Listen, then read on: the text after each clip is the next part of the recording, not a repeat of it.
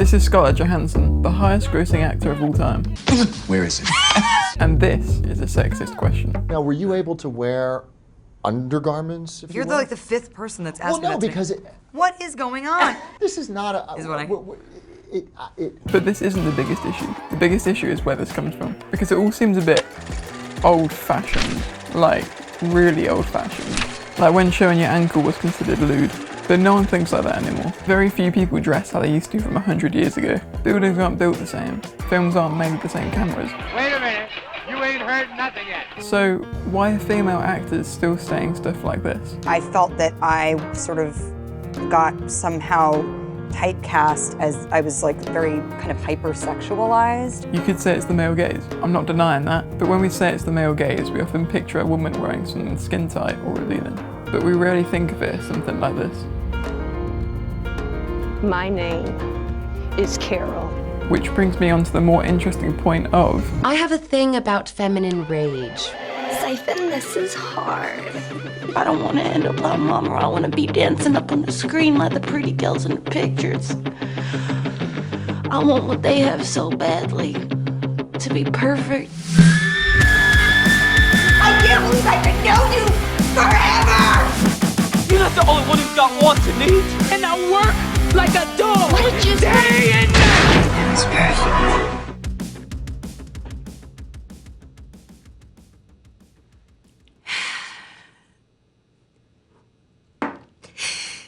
There's this really interesting story where Margot, played by Anya Taylor-Joy, learns that she's been brought to this restaurant to be murdered and eaten. This is the menu, and she's on it.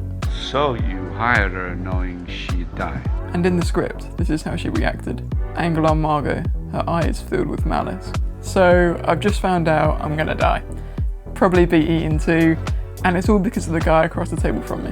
But it's not that bad, you know, losing everything I've got.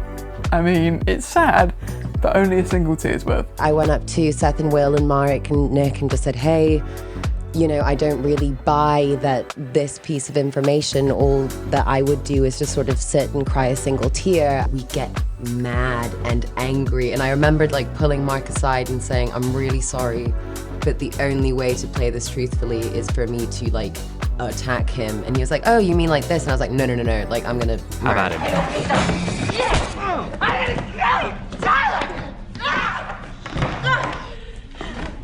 I think it goes back to these old-fashioned ideas.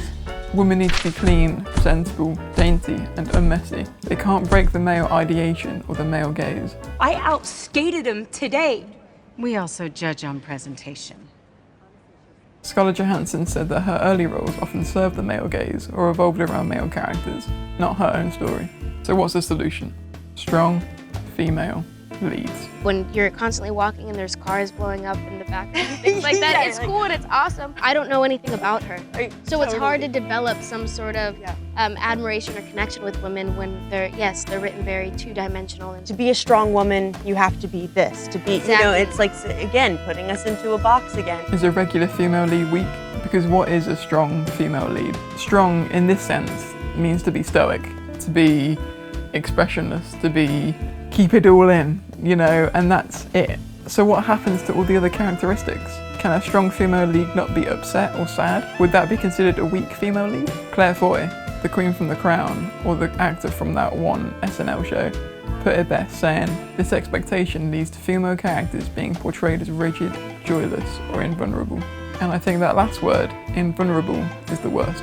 I think it's important to have female characters that are messy and reflect what it is to be a human. Because if we only see one type of perfect woman or ideals of what these characters are supposed to represent, then it doesn't feel honest.